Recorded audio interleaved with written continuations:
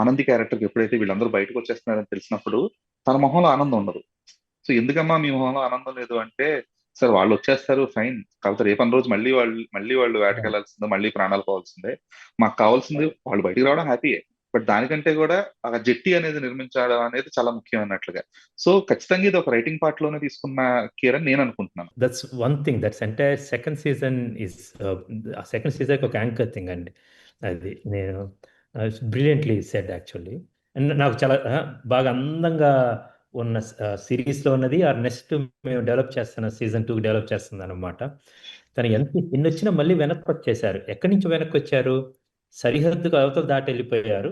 మళ్ళీ సరిహద్దు దాటి వచ్చారా రాలేదా అని వచ్చిన తరువాత మళ్ళీ కాదు, వాళ్ళ మనుగడ ప్రశ్నే.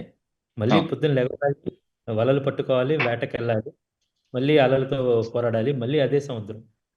మళ్ళీ ఇక్కడ వీళ్ళ తీరం ఇంటి పక్కన ఉన్న సముద్రాన్ని వదిలేసి కొత్త సముద్రానికి వెళ్ళాలి, అరేబియా కడలి. మళ్ళీ సెకండ్ది కూడా అరేబియా కడలి సీజన్ 2 వచ్చినప్పుడు you will see that actually.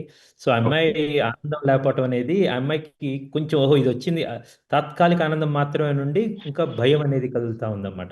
Very well portrayed అండి. Really personal I enjoy this moment చాలా ఓకే. బాగుంది.